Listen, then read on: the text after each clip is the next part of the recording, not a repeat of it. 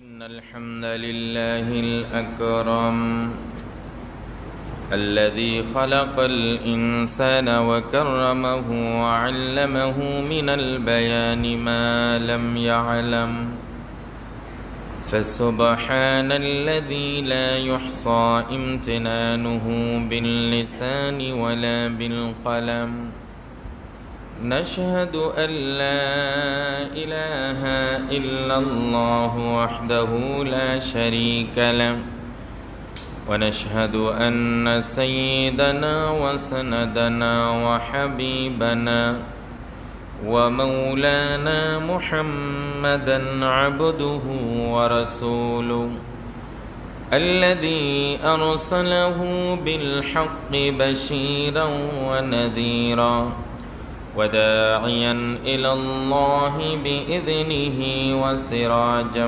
منيرا فقد قال الله تبارك وتعالى في كلامه المجيد وفي فرقانه الحميد أعوذ بالله من الشيطان الرجيم بسم الله الرحمن الرحيم النبي أولى بالمؤمنين من أنفسهم وأزواجه أمهاتهم وعن أبي هريرة رضي الله تعالى عنه يقول قال رسول الله صلى الله عليه وسلم يكون في آخر الزمان دجالون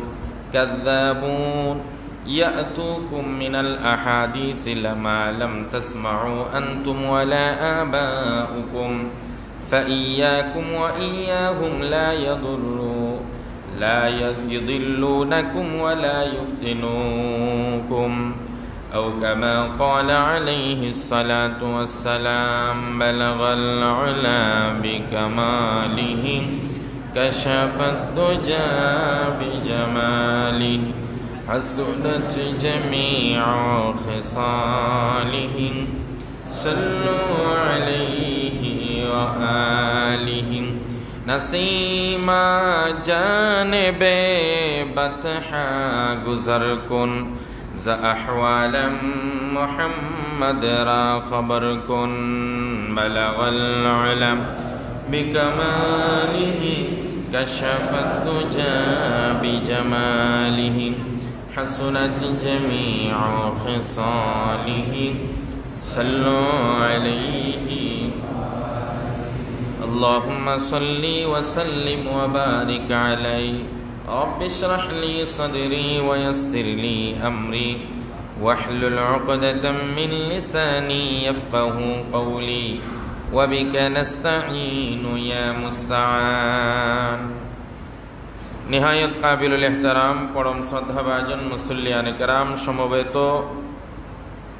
ইসলাম প্রিয় দিন প্রিয় আল্লাহ সুবহানাহু ওয়া তাআলার প্রিয় বান্দা এবং রাসূল করিম সাল্লাল্লাহু আলাইহি ওয়াসাল্লামের মহব্বতের উম্মতগণ আল্লাহ সুবহানাহু ওয়া তাআলা এর অশেষ মেহেরবানি এবং দয়া যে আল্লাহ সুবহানাহু ওয়া তাআলা আমাদেরকে মহব্বত করে দয়া করে আল্লাহ তাবারাকা ওয়া তাআলার মহান হুকুম জুমার নামাজ আদায় করার মহান উদ্দেশ্যে আগে আগে মসজিদে আসার তৌফিক নসিব করেছেন প্রাণ খুলে সকলেই শুকরিয়া আদায় করছি আলহামদুলিল্লাহ। প্রিয় ভাইয়েরা, এই পৃথিবীতে প্রায় 200 কোটি মুসলমান বিদ্যমান আর সকল মুসলমানের কলিজার স্থান একটাই, সকলের মহব্বতের কেন্দ্রবিন্দু সবার আগে সবচাইতে বেশি হলেন মুহাম্মদুর রাসূলুল্লাহ সাল্লাল্লাহু আলাইহি ওয়াসাল্লাম। আল্লাহ রাব্বুল আলামিন নিজেই বলছেন আন-নাবিয়্যু আউলা বিল মুমিনিনা মিন আনফুসিহিম, আমার প্রিয় নবী মুহাম্মদুর রাসূলুল্লাহ সাল্লাল্লাহু আলাইহি সাল্লাম মুমিনদের কাছে কতটা প্রিয়, কতটা উত্তম, কতটা ভালোবাসার জায়গা দখল করেছে। আউলা মিন বিল মুমিনিনা মিন আনফুসিহিম, মুমিন মুসলমানদের নিজের জানের চেয়েও বেশি প্রিয় মুহাম্মদ সাল্লাল্লাহু আলাইহি ওয়াসাল্লাম। কারণ প্রিয় নবীজি সাল্লাল্লাহু আলাইহি ওয়াসাল্লাম তিনি যেভাবে আমাদের দুনিয়ার মুক্তিদাতা, মুক্তির বাণী নিয়ে এসেছেন, স্বাধীনতার বাণী নিয়ে এসেছেন, সমাজ সংস্কারের বাণী নিয়ে এসেছেন, সকল অত্যাচার নিপীড়ন তিনি নিপাত করেছেন, সকল কুসংস্কার আইয়ামে জাহিলিয়াতের ধাম্বিকতাকে ভেঙ্গে চুরমার করে মানুষে মানুষে ভালোবাসার ভ্রাতৃত্বের বন্ধন স্থাপন করেছেন। ঠিক অনুরূপভাবে মৃত্যুর পরেও সমস্ত হাসরবাসীদের জন্য সুপারিশে শাফাআতে কুবরা বড় সুপারিশ করবেন প্রিয় নবীজি মুহাম্মদুর রাসূলুল্লাহ সাল্লাল্লাহু আলাইহি ওয়াসাল্লাম। এই জন্য বিশ্বনবী হলেন আমাদের জানের চেয়ে প্রিয়, মালের চেয়ে প্রিয়, আওলাদের থেকে প্রিয়, দুনিয়ার সব কিছু থেকে প্রিয়। একেবারে সবচাইতে কঠিন ভালোবাসা আমরা মুহাম্মদ সাল্লাল্লাহু আলাইহি সাল্লামের সাথে রাখি। আজকের আলোচনার বিষয় হলো, কিন্তু দেখা যায় মুহাম্মদ সাল্লাল্লাহু আলাইহি সাল্লামের নামই সকল বদনাম, সকল দুর্নাম, সকল অপরাধ, মুহাম্মদ সাল্লাল্লাহু আলাইহি সাল্লামের সকল কেলেঙ্কারি, কালারিং যা করা যায়, কলঙ্কিত করা যায়, সব মুহাম্মদ সাল্লাল্লাহু আলাইহি সাল্লামকে করছে। কৃষ্ণ আমাদের হিন্দু ধর্মের অনুসারীদের তিনি প্রিয় একজন আস্থার জায়গা, ভালোবাসার জায়গা দখল করেছেন কৃষ্ণ। কিন্তু এই পৃথিবীতে কৃষ্ণর কোনো দোষ নাই, কোনো অপরাধ নাই। গৌতম বৌদ্ধ ধর্মের অনুসারীদের কাছে তিনি অত্যন্ত প্রিয়, কিন্তু এই পৃথিবীতে বৌদ্ধের কোনো দুর্নাম নাই, কোনো অপমান নাই, কেলেঙ্কারি নাই, কোনো অপরাধ নাই। যীশুখ্রিস্ট, যাকে আমরা ঈসা আলাইহিস সালাম বলি, যীশুখ্রিস্ট খ্রিস্টানদের কাছে খুবই প্রিয়, ত্রাণকর্তা। কারণ খ্রিস্টানরা মনে করে যে যীশুখ্রিস্ট তাদের জীবনের সকল পাপ নিজে ফাঁসিতে ঝুলে মাফ করায় নিয়েছেন, নাউজুবিল্লাহ বলে। এজন্য খ্রিস্টানরা যত পাপ করে সপ্তাহান্তে একবার পাদ্রির কাছে যায়, গিয়ে বলে আমি তো এক সপ্তাহে এতগুলো পাপ করছি।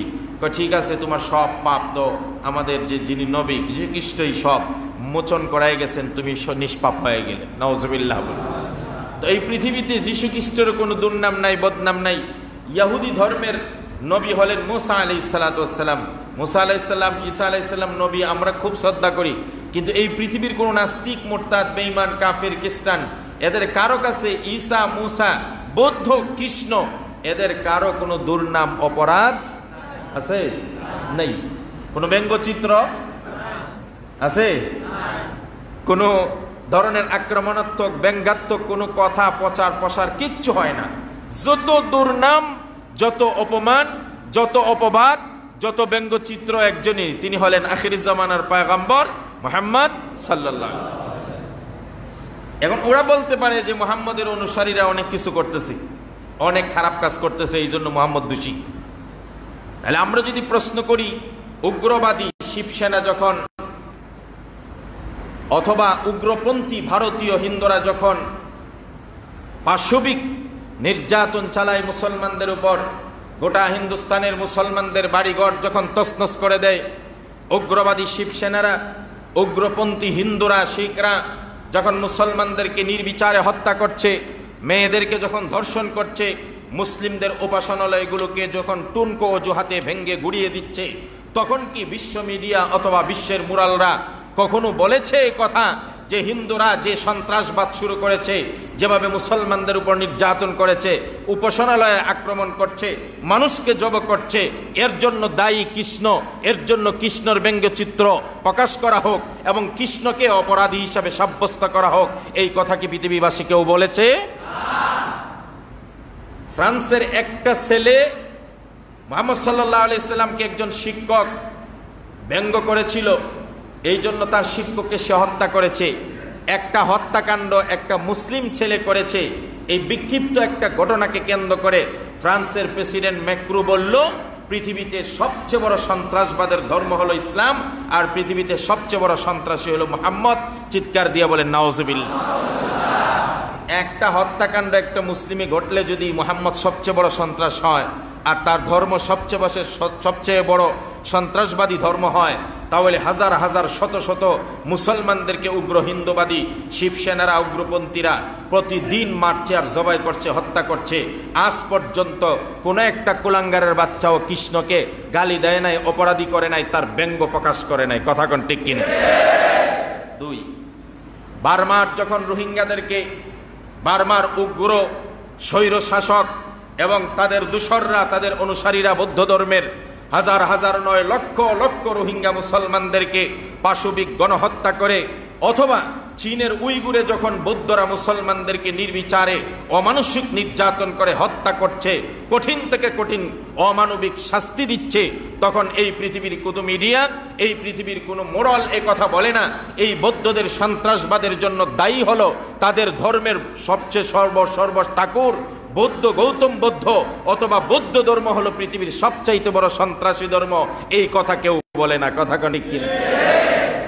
খুদ আমেরিকা যখন ইরাকে 1.5 মিলিয়ন, 15 লক্ষ, এটা আনুমানিক বলছি, আরো লক্ষ লক্ষ মানুষ হবে, আমেরিকার প্রেসিডেন্টের সম্পূর্ণ নিয়ন্ত্রণে যখন সরকারিভাবে খ্রিস্টানরা ইরাকের প্রায় 15 লক্ষ মানুষ আবাল বৃদ্ধ বনিতাকে হত্যা করলো, আফগানিস্তানে যখন ধ্বংসলীলা চালাইল, খ্রিস্টানদের মাধ্যমে যখন সারা পৃথিবীতে মানুষ নির্যাতিত হচ্ছে, আজ পর্যন্ত কোনো মিডিয়া, আজ পর্যন্ত কোনো মোরাল এই কথা বলে নাই খ্রিস্ট ধর্মের যিনি প্রধান যীশু খ্রিস্ট হলো সবচেয়ে বড় সন্ত্রাস, আর খ্রিস্টান ধর্মটা হলো সবচেয়ে বড় সন্ত্রাসবাদের ধর্ম। এই কথা কেউ বলে নাই। কথা বলেন, বলেছে? এরপরে দেখেন ফিলিস্তিন একটা রাষ্ট্র, স্বাধীন রাষ্ট্র। এই স্বাধীন রাষ্ট্রে ইহুদিদেরকে তারা জায়গা দিয়েছিল ভাড়াটিয়া হিসাবে। সেই ইহুদি সন্ত্রাসবাদরা আজ ফিলিস্তিনের স্বাধীন ভূখণ্ডকে দখল করছে আর নির্বিচারে মুসলমানদেরকে ট্রাকের নিচে ফেলে দিয়ে মারছে, আবার উপর থেকে উপর্যুপরি গুলি করে মারছে। মসজিদে আকসার মধ্যে নামাজরত মুসল্লিদের উপর উপর্যুপরি গুলি করে হত্যা করছে। আজ পর্যন্ত কোনো মেক্রোর বাচ্চা এ কথা বলে নাই ইহুদি ধর্মটা সন্ত্রাসবাদের ধর্ম। কথা কোন ঠিক কিনা? তাহলে বোঝা গেল সাধারণ হিন্দু জনগণ দোষ করলে কৃষ্ণর দোষ নাই।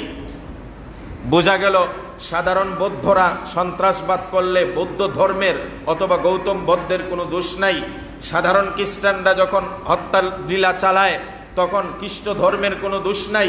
সাধারণ ইহুদিরা যখন মারামারি কাটাকাটি করে ধ্বংসলীলা চালায় তখন তাদের ইহুদি ধর্ম সন্ত্রাসবাদের ধর্ম হয় না। কিন্তু বিক্ষিপ্ত একটু হাওয়া ছাড়লে, হেসকি দিলে মুসলমান একটা জায়গায়, সেখানে সব দোষ গিয়ে পড়ে মুহাম্মদের উপর, আর মুহাম্মদের ধর্ম ইসলাম হয়ে যায় সন্ত্রাসবাদের ধর্ম। প্রশ্ন হলো এদের কারো কোনো অপরাধ নাই, একা কেন শুধু মুহাম্মদ সাল্লাল্লাহু আলাইহি সাল্লামের দোষ? কেন তিনি অপরাধ? এর ভিতরের কারণ আছে না নাই? এর ভিতরের রহস্য উদ্ঘাটন করার দরকার আছে না নাই?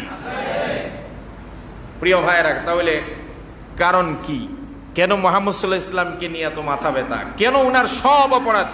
কারণ হলো এই পৃথিবীতে যারা এসেছিলেন বড় বড় মনীষীরা, কৃষ্ণ বলেন, বৌদ্ধ বলেন, গৌতম বৌদ্ধ বলেন, যীশু খ্রিস্ট বলেন, আর যাদেরকেই বলেন, এরা সবাই ছিল যার যার ধর্মের প্রচারক, ধর্ম প্রচারক, রিলিজিয়াস, শুধু ধর্মের প্রচারক।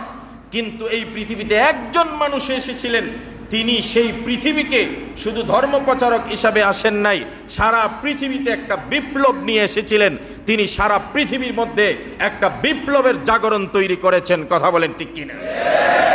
এই জন্যই মুহাম্মদের এত দুশ্মনী, এত অপরাধ, এত দায়ী, এত কিছু মুহাম্মদকে নিয়ে এত মাথা ব্যথা। কারণ তিনি যদি শুধুমাত্র ধর্মের প্রচারক থাকতেন তাহলে অসুবিধা নেই, তুমি তোমার ধর্ম প্রচার করো, অসুবিধা কি?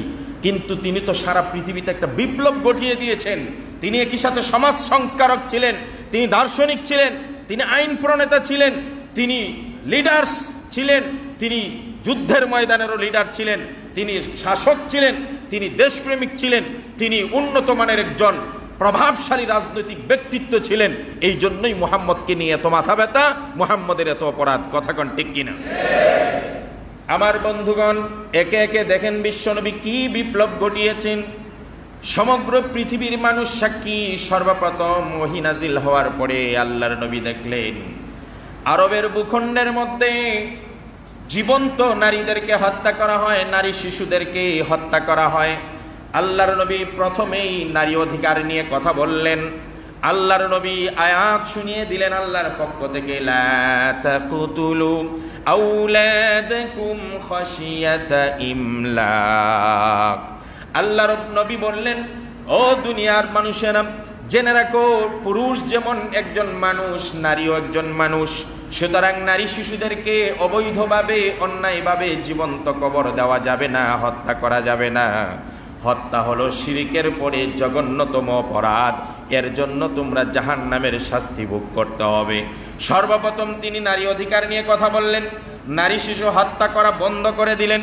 যে সমস্ত নারী শিশুদেরকে জীবন্ত কবর দিত জাহিলি যুগে, ওই জাহিলি যুগের সমাজপতিরা খেপে গেল, বলল, মুহাম্মদ কি শুরু করলো? আমরা তো নারী শিশুদেরকে হত্যা করি, উনি তো এখন নারী শিশুদের পক্ষে কথা বলা শুরু করছে, তার দুশ্মনী করা দরকার। শুধু তাই নয় আমার ভাইয়েরা, খেয়াল করুন, আধুনিক পৃথিবীতে এখনো এই নারী শিশু হত্যা করা আছে না নাই?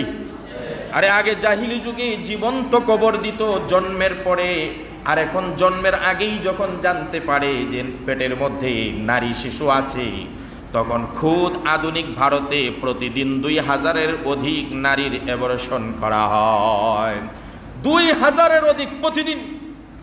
আধুনিক ভারতে প্রতিদিন 2000-এর অধিক নারী শিশুকে পেট থেকে অ্যাবর্শন করে বের করে দেওয়া হয়, নষ্ট করে দেওয়া হয়। আগে জীবন্ত কবর দিত জন্মের পরে, আর এখন নারী শিশুটাকে পৃথিবীর আলো বাতাস দেখার আগেই তার মার পেট থেকেই তারা নষ্ট করে দেয়।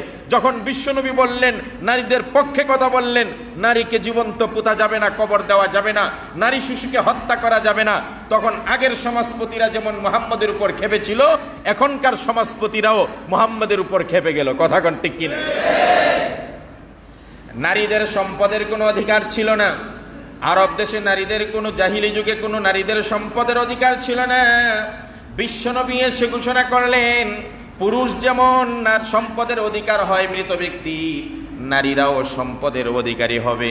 ওয়ালিন নিসাই নাসিবুম মিম্মা তারাকতুম, তোমরা যে সম্পদ রেখে যাবে, এই সম্পদের মধ্যে ছেলে যেমন সম্পদের অধিকারী হবে, মেয়েও সম্পদের অধিকারী হবে। স্বামী মারা গেলে স্ত্রী তার স্বামীর সম্পদের অধিকারী হবে। সন্তান মারা গেলে মা বেঁচে থাকলে মা সন্তানের সম্পদের অধিকারী হবে। এক কথায় একজন স্ত্রী, একজন নারী তার বাবার সম্পদের অধিকারী হবে, তার স্বামীর সম্পদের অধিকারী হবে, তার সন্তানের সম্পদের অধিকারী হবে। সব জায়গায় যখন নারীদেরকে সম্পদের অধিকারী বানায় দিল, আগে যেমন মুহাম্মদের উপর তারা খেপেছিল, এখনকার সমাজের কুক্ষিগত করে যারা সম্পদকে রেখে দেয়, এরা মুহাম্মদের উপর খেপে যায়। আগেও যেমন খেপছিল, এখনো খেপছে। কয় কি, আমরা তো সারা জীবন নারীদেরকে বঞ্চিত করছি, ও আয়সা দেখা যায় নারীদেরকে অধিকার দিয়ে দিচ্ছে সম্পদের, তাহলে তো আমরা বাটোয়ারা কম হবে, এই জন্য মুহাম্মদের উপর খেপল। তারপরে রাসূল সাল্লাল্লাহু আলাইহি ওয়াসাল্লাম 2 নম্বর যে কাজটা করলেন, সেটা হলো কৃতদাস প্রথাকে মুক্ত করে দিলেন। আজ থেকে পৃথিবীবাসী মানুষ মানুষের কৃতদাস হতে পারে, মানুষ মানুষের দাস হতে পারে না। ওপেনলি বাজারে বেচা কিনা হতো মানুষ। আজকের দিনেও এই বর্তমান উন্নত পৃথিবীর যুগেও এখনো কৃতদাস প্রথাকে তারা ছেড়ে দিতে পারে নাই। কৃতদাস প্রথা এখনো রয়ে গেছে। আল্লাহর নবী, বিশ্বনবী মৃত পিতার রেখে যাওয়া ইথিওপিয়ান কৃতদাসী উম্মে আইমানকে রাসূলুল্লাহ বাদী হিসাবে, কৃতদাস হিসাবে দৃষ্টি দেন নাই। তিনি বলছেন, সে কৃতদাস নয়, সে আমার মা, তোমরা তাকে সম্মানের চোখে দেখো। সুবহানাল্লাহ। হযরতে যায়েদ বিন হারিসাকে উপহার হিসাবে পাইলেন। আরবের লোকেরা দেখলো বিশ্বনবী যায়েদকে বলছেন, হুয়া সাইয়্যিদুনা ওয়া আখুনা, কখনো বলছেন যায়েদ আমার ছেলের মতো। একজন কৃতদাসীকে মা বলে সম্বোধন করলেন মুহাম্মদ সাল্লাল্লাহু। একজন উপহার পাওয়া পালক পুত্রকে ছেলে হিসেবে সম্মান দিলেন আরবের বুকে মুহাম্মদ সাল্লাল্লাহু। আরবের সমাজপতিদের মাথা নষ্ট হয়ে গেল। আমরা যে মানুষগুলোকে খাটাই দাস হিসাবে, আজকে মুহাম্মদ ওই দাস দাসীদেরকে মার সম্মান দিচ্ছে। ওই দাস দাসীদের প্রথা বিলুপ্ত করে তাদেরকে সমাজের সম্মানের আসনে বসিয়েছে। এই জন্য শুরু হয়ে গেল মুহাম্মদের বিরুদ্ধে হইচই। কৃতদাস ছাড়া কি সমাজ চলে নাকি? কারণ একদল মোরালরা চায় মানুষকে দাস বানাইয়া তারা এদের উপর অধিকার আদায় করতে। কথা ঠিক কিনা? কৃতদাস ছাড়া তো সমাজ চলতে পারে না। অর্থনীতির চাকা কিভাবে চাঙ্গা থাকবে? কৃতদাসরা যদি মুক্তি আন্দোলন শুরু করে দেয় মুহাম্মদের এই বাণীতে উৎসাহিত হয়ে যে সারা পৃথিবীর কৃতদাসরা চলো আমরা এবার মুক্তির আন্দোলন করি, বাংলা পৃথিবীতে কৃতদাস কথা বলতে কিছু থাকবে না, আন্দোলন শুরু করো, এই যখন শুরু হয়ে গেল আজকের আধুনিক ইউরোপিয়ানদের হাজার বছরের কৃতদাস প্রথা এখনো কিন্তু বহাল আছে ইউরোপিয়ানদের মধ্যে। এদের কথা বক্তব্য একটাই, black life still does not matter, কালো মানুষকে সবসময় কৃতদাস বানিয়ে রাখো, এদের আবার জীবনের কি মূল্য? কথা কন নাউজুবিল্লাহ বলেন। আর রাসূলুল্লাহ বললেন মানুষ কালো হোক সাদা হোক, সাদার কালোর উপর সাদার কোনো আধিপত্য নাই, বড় বংশের অধিকারীরা নিম্ন বংশের উপর আধিপত্য নাই, এমনকি আরবদের আধিপত্য কোনো অনারবির উপর নাই, বংশশীলদের আধিপত্য নিম্ন বংশের উপর নাই, ধনীদের কোনো আধিপত্য সমাজের নিম্ন শ্রেণীর উপর থাকতে পারে না, মানুষ মানুষের সকলে সমান, সবাই আদমের সন্তান, এই ঘোষণা বিশ্বনবী দিয়েছেন। আগে যেমন রাগ করেছিল সমাজপতিরা, বর্তমান পৃথিবীর মুরলরাও বিশ্বনবীর উপর রাগ, কথা কন ঠিক কিনা? তিনি কৃতদাসতা কেন দূর করে দিলেন? এটা থাকলেই তো আমাদের সুবিধা, আমরা চেয়ারে বসে থাকতাম আর দুইটা গোলামকে লাগাম টানিয়ে দিতাম, তুই আমাদেরকে টেনে নিয়ে যা। নাউজুবিল্লাহ বলেন।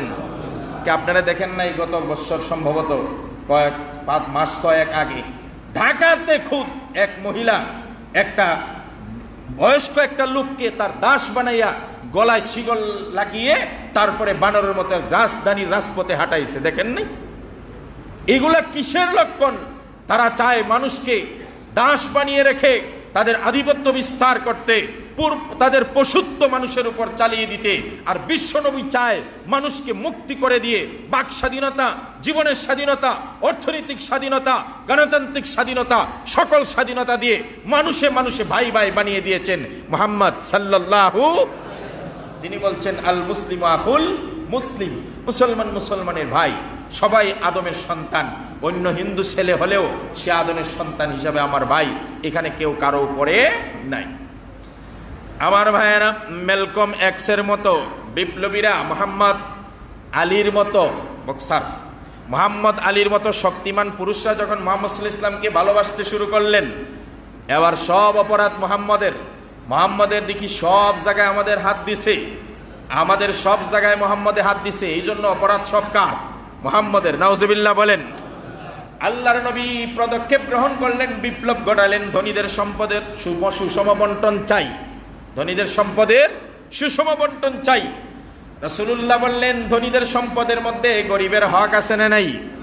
আল্লাহর কোরআনের আয়াত শুনিয়ে দিলেন, ওয়াফি আমওয়ালিকুম হাক্কুল লিসাইলি ওয়াল মাহরুম। আল্লাহ রাব্বুল আলামিন বলেন ধনীদের সম্পদের মধ্যে ইয়াতীম, মিসকিন, অসহায় গরিবদের হক আছে।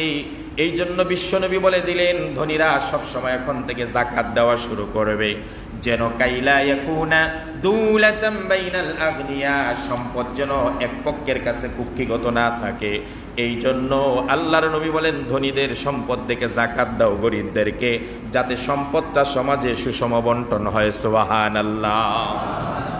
রাসূলুল্লাহ সুদ পাতাকে মওকুফ করে দিলেন। এটা কইরা তো আরো বেশি রুশানলে পড়ছেন, কারণ ওই সমাজের সুদী মহাজনরা ছিল কিনা? কথা বলেন, ছিল কিনা? ওই সমাজে যেমন সুদী মহাজনরা গরিবের রক্ত চুষে চুষে তাদের দেওয়াল অট্টালিকা পাহাড়, সম্পদের পাহাড় করেছিল, যখন বিশ্বনবী দেখলেন এততে দেখা যায় এক পক্ষ আঙ্গুল ফুলে রাতারাতি কলা গাছ হচ্ছে, আর এক পক্ষ দিনে দিনে অসহায় হয়ে জীবন্ত না খেয়ে অসহায়ত্ব হয়ে জীবন্ত মারা যাচ্ছে, এটা তো মনুষ্যত্ব হতে পারে না। আজকের থেকে সুদ প্রথাকে আমি রহিত করে দিলাম। সর্বপ্রথম হযরত মুহাম্মদ সাল্লাল্লাহু আলাইহি ওয়াসাল্লাম বললেন আমার চাচা আব্বাস রাদিয়াল্লাহু তাআলা আনহু, আমার চাচার কাছে যত মানুষের সুদ নিয়েছ সকল সুদ আমি নিজে মওকুফ করে দিলাম। চাচা আজকের থেকে আর 1 টাকাও কারো কাছ থেকে সুদ নিতে পারবেন না। সুবহানাল্লাহ। সর্বপ্রথম আপন চাচার সুদ মওকুফ করে দিলেন। এবার আরবে আবার কানাঘুষা শুরু হয়ে গেল, কয় কিরে সুদ প্রথা মওকুফ হয়ে গেলে তো আমরা বিনা পুঁজিতে ব্যবসা চলবে না। কথা কোন ঠিক কিনা? বিনা পুঁজিতে যে আমাদের ব্যবসা হতো, চেয়ারের উপর পা উঠিয়ে আমরা যে গরিবের রক্ত চুষতাম, রক্ত চুষে চুষে অবৈধ সম্পদের পাহাড় গড়েছিলাম, বিশ্বনবী মুহাম্মদের কারণে আজকে আমাদের সেই ব্যবসার মধ্যে গা লেগেছে। সুতরাং সমাজের সবচেয়ে বড় দুশ্মন হলো মুহাম্মদ সাল্লাল্লাহু আলাইহি ওয়াসাল্লাম। নাউজুবিল্লাহ বলেন। সুদী মহাজনরা তো খেপে গেল। আমার বন্ধুগণ, শেক্সপিয়ারের শাইলকের লোভী সব ইহুদি মুদ্রা ব্যবসায়ীদেরকে সুদ বন্ধ করতে আদেশ দিলেন। মাথায় হাত পড়ে গেল ইহুদিদের। মোহাম্মদ কি বিপ্লব নিয়ে আসলো রে, বোঝা যায় না। একজন সত্যিকারের সোশ্যালিস্ট, তিনি সমাজ সংস্কার করা শুরু করলেন। তারে মেরে ফেলতে হবে, দুনিয়াতে বাঁচিয়ে রাখা যাবে না। নাউজুবিল্লাহ বলেন।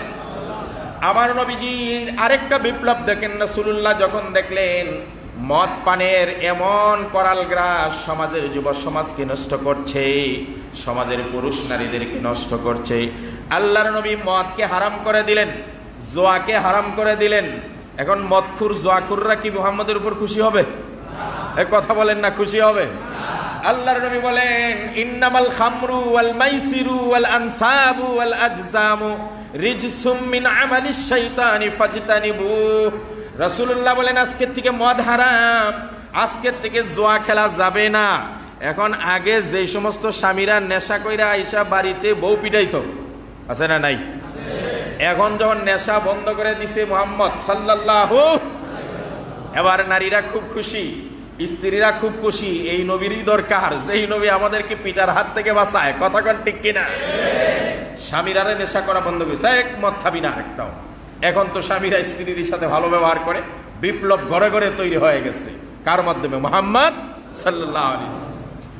নেশার টাকা জোগাড় করার জন্য রাস্তার অলিগলিতে দাঁড়াইয়া মানুষের মোবাইল চুরি করত। আগেই করতো না, এখনো আছে? আছে। গার্মেন্টস কর্মীরা মাস শেষে বেতন পায় 8,000, 10,000, 20,000। হে পাত ফেতে বসে থাকে অলিগলিতে, অন্ধকার রাস্তায় আইলেই আটকায় দেয় আমাদের 10,000, 20,000, কারণ হের নেশার টাকার দরকার আছে। কথা কোন ঠিক কিনা?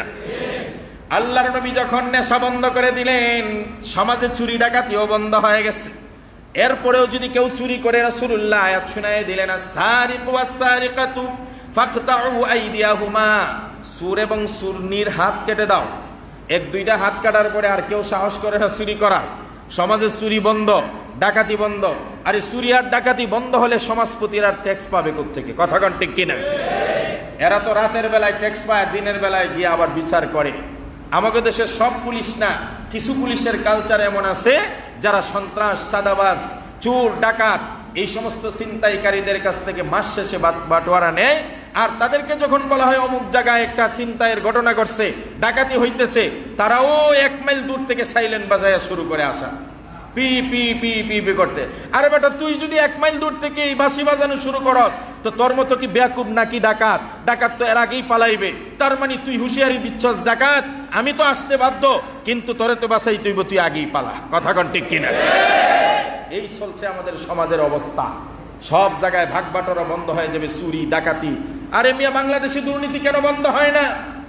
দুর্নীতি দমন কমিশন হয়, ওই কমিশনের ভিতরে দুর্নীতি হয়, ওই কমিশনের দুর্নীতি তালাশ করার জন্য আবার তদন্ত কমিটি হয়। তদন্ত কমিটি ঘুষ খাইয়া উল্টা তদন্ত দেয়, ওই তদন্ত কমিটির বিরুদ্ধে আবার তদন্ত কমিটি হয়। কিয়ামত পর্যন্ত তদন্ত কমিটি হবে, দুর্নীতি দমন কমিটি হবে। যতক্ষণ পর্যন্ত সমাজের রাঘব বোয়ালদের ট্যাক্স বন্ধ না হবে, ততক্ষণ পর্যন্ত বাংলার জমিনে দুর্নীতি বন্ধ হবে না। কথা, এদের ট্যাক্সের জায়গা বন্ধ করো। এর কাছ থেকে হিসাব নাও, তুমি মাসে বেতন পাও কত? বলবে 20,000। তাহলে তোমার বাসা ভাড়া হয় কেমনে 30,000? কথা কন না? এর বেতন 20,000, বাসা ভাড়াই 30,000। এক ছেলে পরে স্কুল ইংলিশ মিডিয়ামে, এক ছেলে এক মেয়ে, মাসে এদেরকে দিতে হয় 20,000। আমার জানা কথা, আমার আত্মীয়র মধ্যে আছে, আমার আত্মীয়র মধ্যে আছে, বেশি না, ঢাকাতে আছে, আমি নাম বললাম না। বেতন পায় 20 থেকে 30,000। 2 ছেলে মেয়েকে ইংলিশ মিডিয়ামে পড়ায়, মাসে 20,000। ঢাকাতে ফ্ল্যাট ভাড়া নিয়ে থাকে, মাসে 20-25,000। এরপরে শাহী চলাফেরা যা আছে তো আছেই। তো আমার প্রশ্ন হলো, যার বেতনেই 20 থেকে 30,000, সে এত টাকা পায় কোথায়? এই টাকার সোর্স বন্ধ না করলে বাংলাদেশে দুর্নীতি বন্ধ হবে? আমার নবীজি চুরি ডাকাতি বন্ধ করে দিলেন। মানুষ কষ্টে অর্জিত সম্পদগুলো, আমাদের ঘরের মেয়েরা গার্মেন্টসে চাকরি করে যখন টাকাগুলো নিয়ে আসে, আমাদের সমাজের কিছু কাপুরুষ স্বামী আছে, ঘরে বসে থাকে, যেই মাত্র বেতনটা বয়ে নিয়ে আসছে গাপ করে নিয়ে যায়, না দিলে সর থাপ্পড় মাইর তালাক পর্যন্ত হয়। আছে না নাই? কাপুরুষের বাচ্চারা, তোরার মতো কাপুরুষ কেউ নেই। তোমার বউ সারাটা মাস কষ্ট করে বেতন পেয়ে বাসায় আসে, আর তুই পায়ের উপর পা উঠাইয়া কাপুরুষের মতো তার হাত থেকে টাকাটা নিয়ে যাস, নিয়ে কি করস? জোয়ার আড্ডার মধ্যে তোর টাকাটা শেষ করস। কথা কোন ঠিক কিনা? তোর মধ্যে নির্লজ্জ বেহায়ার এই সমস্ত কারুকার্য বন্ধ করার জন্য রাসূল বললেন জোয়ার আসর একটাও চলবে না। মুহাম্মদ সাল্লাল্লাহু আলাইহি সাল্লাম যখন জোয়ার আসর বন্ধ করে দিলেন তো জুয়াখুররা কি খুশি? কথা কন না খুশি? এখান থেকে বুঝতে হবে কেন ইমাম সাহেবকে ভালো লাগে না। আর আমি তো রাসূল যা বলছেন তাই বলবো। রাসূলের কথায় যদি ওই সময়ের মানুষেরা রাগ করে থাকে তো আমার কথায় কি এই সময়ের মানুষরা খুশি হবে? কথা কন না খুশি হবে? ওই সময়ের জুয়াখুর, মদখুর, সুদখুর, সাদাবাজি, ছিনতাইকারী, চোর, ডাকাতেরা যেমন বিশ্বনবীর উপর রাগান্বিত হয়ে তাকে হত্যার প্ল্যান করেছিল, তাকে দেশ থেকে বাধ্য করেছিল, তার সম্পদ সব বলণ্ঠিত করেছিল, তার সাথীদের উপর অযাচিত নির্যাতন চালিয়েছিল, অমানসিক নির্যাতন চালিয়েছিল। আজকের দিনেও মুহাম্মদের সেই মিশন নিয়ে যদি কেউ কথা বলে তার উপরও বাংলা জমিনের মহল্লার পাড়ার এলাকার কিছু চরিত্রহীন মানুষেরা রাগ করবে, গুসা করবে, তাকে মেরে ফেলার পর্যন্ত প্ল্যান করবে। কথা কোন ঠিক কিনা? এই জন্যই তো আমরা বুঝা সব কথা কই না। কথা কোন না কা? এই জন্যই আমরা বুঝে শুনে সব কথা বলি না, কারণ আমাদের জীবনের ভয় আছে, আমাদের বাচ্চা কাচ্চার ভয় আছে, আমাদের চাকরি হারানোর ভয় আছে। কথা কোন ঠিক কিনা? তবে কিছু কিছু মানুষ তো থাকতে হবে একটু উল্টা পাল্টা। সবাই যদি সুতের তালে গা ভাসিয়ে দেয় তাহলে ওই যে রাসূলুল্লাহ বললেন লা তাজালু তাইফাতুন মিন উম্মতি মানসুরিনা আলাল হক লা ইয়াদুররুহুম মান খাযালাহুম। আল্লাহর নবী বলেন আমার উম্মতের একটা দল থাকবে যাদেরকে কেউ ক্ষতি করতে পারবে না, এরা সত্যের উপর থাকবে, হকের উপর থাকবে। সবাই যদি শ্রুতের তালে গা ভাসিয়ে দেয় তাহলে সত্য কথাটা বলবে কে? কথা কোন ঠিক কিনা? এই জন্য কিছু ব্যতিক্রমীয় থাকতে হয়। বাস মুহাম্মদ সাল্লাল্লাহু আলাইহি সাল্লাম যখন এই সমস্ত কাজ করলেন সব ধান্দাবাজের ধান্দা বন্ধ হয়ে গেল। এদের মাথায় হাত। মুহাম্মদ বাড়াবাড়ি শুরু করছে, মদ বন্ধ করছে, জুয়া বন্ধ করছে, নারী নির্যাতন বন্ধ করছে, তারপরে জীবন্ত পুঁতে দেওয়া বন্ধ করছে, নারীদের অধিকার দিছে, চুরি ডাকাতি বন্ধ করছে, সুদ মওকুফ করছে, সুষম বন্টন করছে, সম্পদের দাসপ্রথা মওকুফ করছে, সমাজের রন্ধ্রে রন্ধ্রে শ্রমিকদের বেলায় বলছে শ্রমিকদেরকে ঠকানো যাবে না। Atul Ajira ক্বাবলা I আজরাহু ক্বাবলা I ইয়াজুফা ইরকুহু। শ্রমিকের নিজের শরীরের ঘাম শুকিয়ে যাওয়ার আগে আগে তার শ্রমের মূল্য দিতে হবে। এই কথা যখন বলল তখন ধান্দাবাজদের ধান্দা বন্ধ হয়ে গেল। এরা বিশ্বনবীর উপর প্রচন্ড খেপে গেল।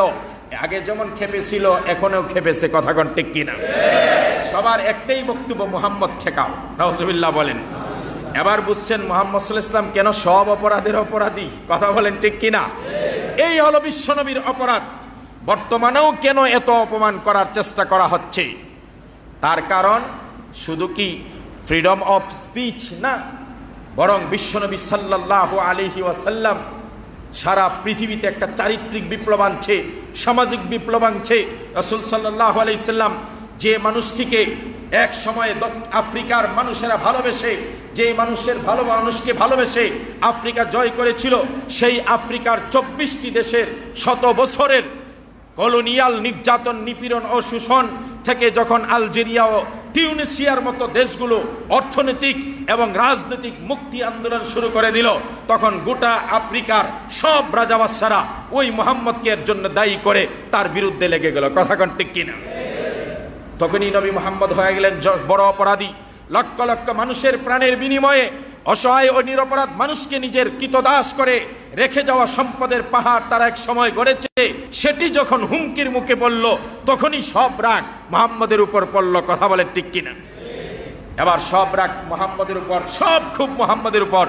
এখন তাদের মুহাম্মদকে অপমান করতে হবে, কলঙ্কিত করতে হবে, কালারিং করতে হবে, তার ব্যঙ্গচিত্র প্রদর্শন করে সমাজে তাকে ছোট করতে হবে, হেয় করতে হবে, তার কথা যেন কেউ না শুনে এই পরিকল্পনা নিয়ে তারা আগাইতে লাগবে। এই পরিকল্পনা যখন তারা আগাইতে শুরু করলো যে মুহাম্মদের এইভাবে ব্যঙ্গ করলে, তাকে হেয় করলে, কালারিং করলে ইসলাম ধর্ম কলঙ্কিত হবে আর মুহাম্মদকে কেউ ভালোবাসবে না। কিন্তু সব কিছু তাদের প্ল্যান মতো হয় নাই। পিউ রিসার্চের গবেষণা অনুযায়ী আফ্রিকাতে প্রতি বছর প্রায় 5000 মানুষ ইসলাম ধর্ম গ্রহণ করছে। সুবহানাল্লাহ। শুধু 5000 মানুষ ইসলাম গ্রহণ করছে তাই নয়, যেভাবে দিন দিন এই গতি বাড়তেছে, কিছুদিনের ভিতরে তাদের গবেষণা অনুযায়ী প্রতি বছর 10,000 মানুষ ইসলাম ধর্ম গ্রহণ করবে। সুবহানাল্লাহ। কারণ আর কিছুই নয়, বিশ্বনবীকে দেখলেন তারা একজন সমাজ সংস্কারক। তিনি দেখলেন পৃথিবীর সব শ্রেণীর মানুষ এবার জানতে চায় মুহাম্মদ কে, কে এত বড় বিপ্লব আনলো, হু ইজ দ্য মুহাম্মদ সাল্লাল্লাহু আলাইহি সাল্লাম। সবাই জানতে চায় কে মুহাম্মদ সাল্লাল্লাহু আলাইহি সাল্লাম। আপনি গুগলে সার্চ দিবেন, বিশ্বাস করুন, গুগলে সার্চ দিবেন, লিখবেন who is the best man in the world. গুগলে কি আজকে সার্চ দিবেন যে পৃথিবীতে সবচেয়ে উত্তম মানুষকে, সবচেয়ে শ্রেষ্ঠ মানুষকে, সবচেয়ে ভালো মানুষকে, এটা লিখে সার্চ দিবেন, সবার আগে যার নাম আসবে তিনি হলেন মুহাম্মদ সাল্লাল্লাহু। গুগলে আরেকটা জিনিস সার্চ দিবেন, দ্য 100 মানুষের জীবনী। এই পৃথিবীতে 100 মানুষ যারা প্রভাবশালী, 100 মানুষের লিস্ট আপনি লিখবেন। এই 100 মানুষের লিস্টের মধ্যে কাদের কাদের নাম আছে ওই গুগলে সার্চ দিয়ে দেখা যায় একটা বই লেখছেন আমেরিকার একজন মানুষ, খ্রিস্টান। বইটার নাম দিয়েছে দি 100, এ ranking of the most influencer person in the history. পৃথিবীতে প্রভাবশালী 100 জন মানুষের তালিকা করছে যারা পৃথিবীতে প্রভাব সৃষ্টি করেছিল। বইটা লেখছেন মাইকেল এইচ হার্ট, খ্রিস্টান মানুষ ছিলেন তিনি। প্রথম প্রকাশ করেছে তিনি 1978 সালে, দ্বিতীয় প্রকাশনা হয়েছে 1992 সালে। এত বেশি চলছে বইটা, অফলাইনে অনলাইনে প্রকাশনা দিয়ে, গুগলে অনলাইনে সব জায়গায় এই বইটা চলতে শুরু করল। ইনফ্লুয়েন্সিয়াল প্রভাবশালী ব্যক্তিদের তালিকা করছে। বইটা এমন একজন মনীষী যাদের সবচাইতে বেশি মানুষের উপর তাদের প্রভাব ছিল, এমন 100 জন মানুষ। 100 জন মানুষের নাম তো আমি নিতে পারবো না, তবে প্রথম দিকের 10 জন মানুষের নাম নিচ্ছি। কয়জন? আমি 10 থেকে শুরু করে 1 পর্যন্ত আসবো। দেখবেন ওই ব্যক্তি যে 100 জন মানুষের প্রভাবশালী তালিকা করেছে দ্য 100-এর মধ্যে 10 নম্বরে তিনি লিখেছেন আলবার্ট আইনস্টাইন, 10 নম্বর ব্যক্তি। 9 নম্বর ব্যক্তি ক্রিস্টোফার কলম্বাস, 9 নম্বর। 8 নম্বর ব্যক্তি হলেন জোহান্স গুটেনবার্গ। 7 নম্বর ব্যক্তি হলো কাইলান। 6 নম্বর ব্যক্তি হলো পল অফ টারসাস। 5 নম্বর ব্যক্তি হলো কনফুসিয়াস। 6 নম্বর ব্যক্তি হলো বৌদ্ধ অর্থাৎ সিদ্ধার্থ গৌতম বুদ্ধ। 3 নম্বর ব্যক্তি হলো জেসুস নাজারেত। 2 নম্বর ব্যক্তি হলো আইজ্যাক নিউটন। আর 1 নম্বর ব্যক্তিটা কে হতে পারে? সুবহানাল্লাহ বলেন। বইটার যেদিন মোড়কোন্মোচন হবে, সব সাংবাদিক, গবেষক, দার্শনিক সবাই অতি আগ্রহী হলো। সবার কিউরিওসিটি যে এই বইটার মধ্যে 100 জন পৃথিবী বিখ্যাত প্রভাবশালী মানুষের নাম 1 নম্বর তালিকাটা কার হবে? মোড়কোন্মোচন হলো, পিতা কাটা হলো, সবার হাতে হাতে বইটা দেওয়া হলো। সবাই বইটা খুললেন, খুলে দেখেন 1 নম্বরে সর্বপ্রথম যার নাম হলো মানবতার মুক্তির দূত, তিনি হলেন রাহমাতুল লিল আলামিন, শান্তিকামী বিশ্বনবী মুহাম্মদুর রাসূলুল্লাহ সাল্লাল্লাহু আলাইহি ওয়াসাল্লাম। বইটা কি মুসলমানে লেখছে না খ্রিস্টানে? বাংলাদেশ, সৌদি আরবের, মধ্যপ্রাচ্যের, পাকিস্তানের কোনো মানুষ না, খুদ আমেরিকার খ্রিস্টান মানুষ। কিন্তু 1 নম্বর সিরিয়াল কার নাম? মুহাম্মদ সাল্লাল্লাহু আলাইহি ওয়াসাল্লাম। কেন 1 নম্বরে মুহাম্মদকে আনলো? প্রশ্ন করা হলো।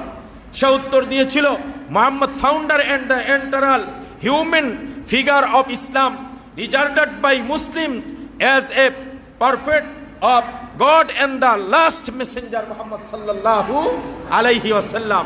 Muhammad sallallahu alayhi wasallam এই পৃথিবীতে শুধুমাত্র একজন ধর্মপ্রচারক ছিলেন না, তিনি ছিলেন সোশ্যাল রিফর্মার, সমাজ সংস্কারক, তিনি ছিলেন ডিপ্লোম্যাট, তিনি ছিলেন মার্চেন্ট, তিনি ছিলেন ওয়ারেটর, তিনি ছিলেন লেজিসলেটর, আইন প্রণেতা, তিনি ছিলেন মিলিটারি লিডার, তিনি ছিলেন পলিটিক্যাল সায়েন্টিস্ট, তিনি ছিলেন রিলিজিয়াস, অর্থাৎ একসাথে বিশ্বনবী।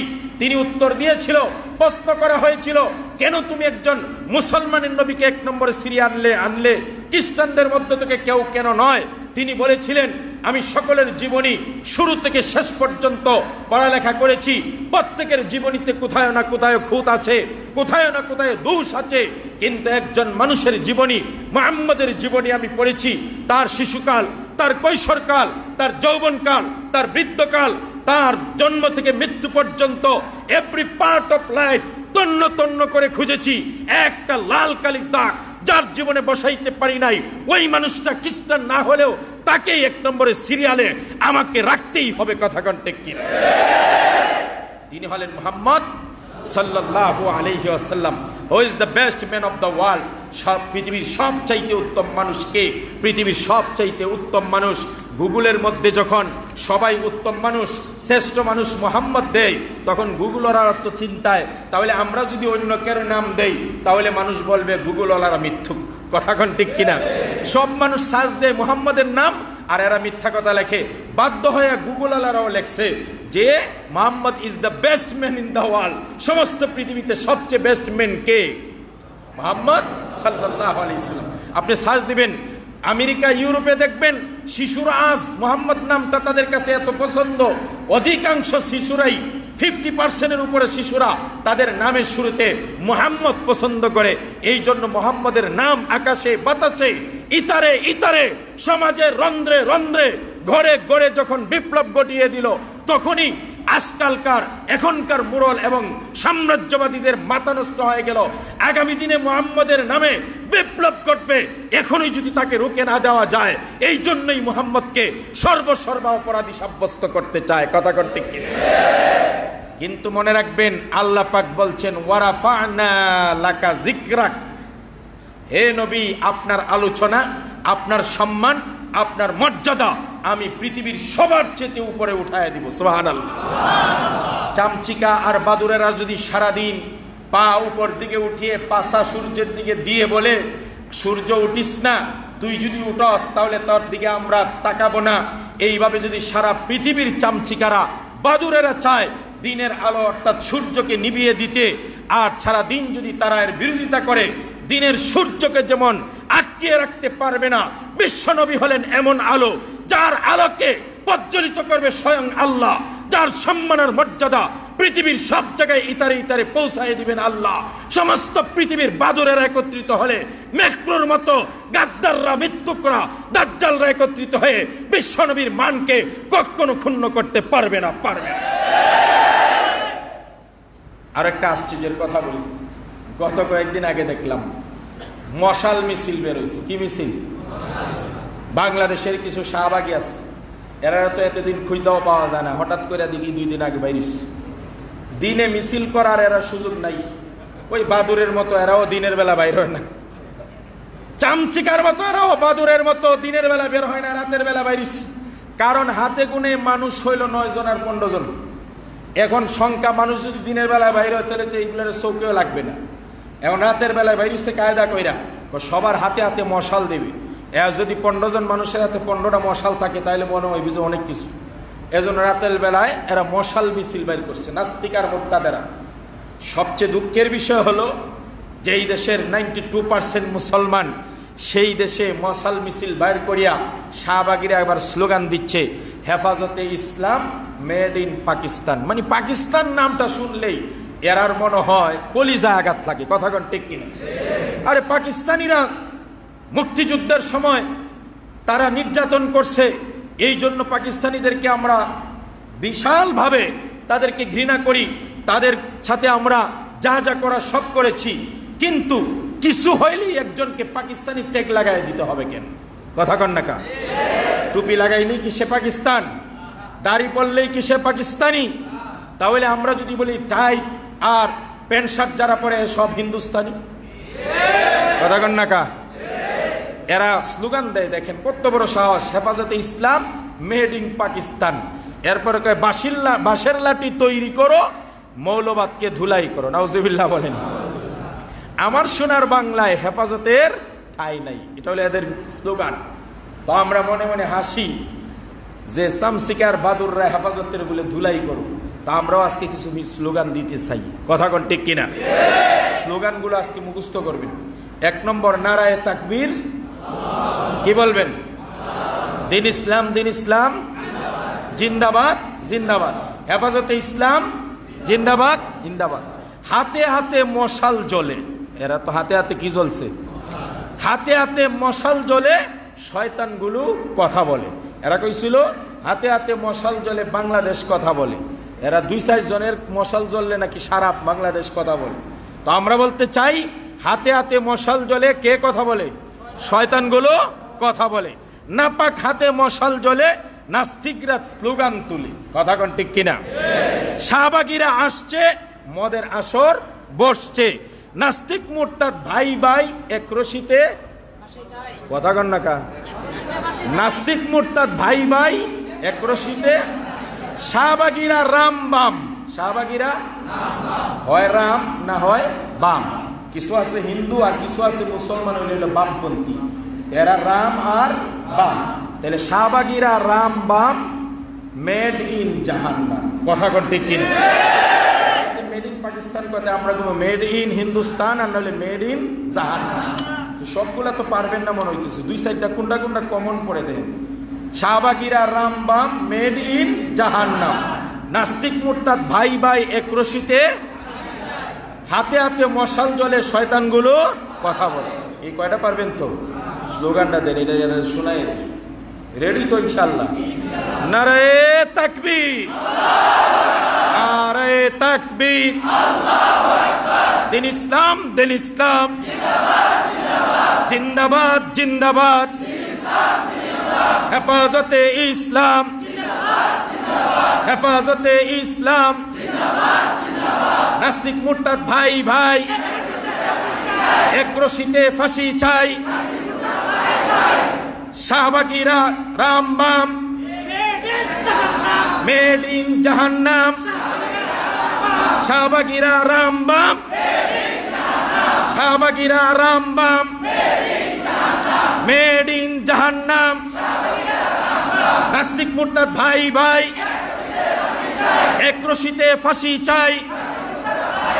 নারে তাকবীর। এটা কোথাকার হেফাজতে ইসলামের একটা মিছিলে যতগুলো জুতা হারায়, ততগুলো মানুষ তো তত মিছিল হবে না। কথা কন না কা? এই জন্য বলতে চাই নাস্তিক আর মুরতাদদেরকে, শাহবাগীদেরকে সাবধান করে দিতে চাই। আর কোনোদিন যদি হেফাজতের বিরুদ্ধে, মুসলমানদের বিরুদ্ধে কোনো স্লোগান আর মিছিল বের হয়, আর রাস্তায় যদি কোনো মুসলমানের চোখে পড়ে, তাহলে তাদেরকে এমন ভাবে প্রস্রাব করবে, হেফাজতের সবাই একসাথে প্রস্রাব করলে প্রস্রাবের স্রোতের তালে বঙ্গোপসাগরে তোরা ভেসে যাবে। কথা কোন ঠিক? দুই চারটা নাস্তিক মুরতাদের লাফালাফি শুনলে মনে হয় যে বাংলাদেশ এদের দখলে। কথা কোন ঠিক কিনা? এই জন্য বিশ্বনবীর সাথে আমরা আসি না নাই? মুহাম্মদ সাল্লাল্লাহু আলাইহি ওয়াসাল্লামের সাথে আমরা আসি না নাই?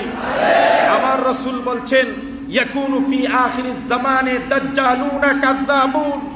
নবীজি বলেন, শেষ জামানায় কিছু দাজ্জাল আসবে, মিথ্যুক আসবে, ধোঁকাবাজ আসবে। ইয়াতুকুম মিনাল আহাদিসে মা লাম তাসমাউ আনতুম ওয়া আবাউকুম। এরা এমন কিছু কথা বলবে, বক্তব্য দিবে যারা তোমরাও শোনো নাই, তোমাদের পূর্ববর্তীরাও শোনো নাই। আজকের মিথ্যুক, আজকের দাজ্জাল, মেক্রু এবং তার দালালেরা, তার অনুসারীদের ব্যাপারে বিশ্বনবী 1400 বছর আগে বলেছেন, ফাইয়াকুম ওয়া ইয়াহুম। এদের থেকে নিরাপদ দূরে থাকবে, এদেরকে বর্জন করবে। কথা কোন ঠিক কিনা? এই জন্যই সমস্ত নাস্তিক দালাল ফ্রান্সের সকল পণ্য বয়কট করা মুসলমানদের উপর ওয়াজিব। কথা কোন ঠিক কিনা? যাতে করে লা ইউদিল্লুনাহুম ওয়ালা ইফতিনুকুম, এরা তোমাদেরকে গুমরাহ করতে না পারে, ফিতনায় ফেলতে না পারে। এই জন্য প্রিয় ভাইয়েরা, আসুন আমাদের ভালোবাসা, আমাদের শ্রদ্ধা, আমাদের মায়া মমতা যা কিছু আছে সব বিলিয়ে দিতে চাই একজনের জন্য। তিনি হলেন আমাদের নয়নের মণি, চোখের পুতুলি, বিশ্বনবী মুহাম্মদুর রাসূলুল্লাহ। আগের আমলগুলোর কথা মনে আছে তো ইনশাআল্লাহ? দুরূদ শরীফ বেশি বেশি পড়ব তো ইনশাআল্লাহ? সুন্নতের অনুসরণ করব তো ইনশাআল্লাহ? আরো জোরে বলেন ইনশাআল্লাহ। যেখানে রাসূল আছে সেখানে আমরা আছি। কথা কোন ঠিক কিনা? আমি বলবো কোন দলে মিছিল বাইর করছে আর কে বাইর করছে এটা বিবেচ্য নয়, রাসূলের পক্ষে যারা আছে তাদের সাথে আমরা আছি। বলেন ইনশাআল্লাহ। আল্লাহ সবাইকে কবুল করুক। বলেন আমিন।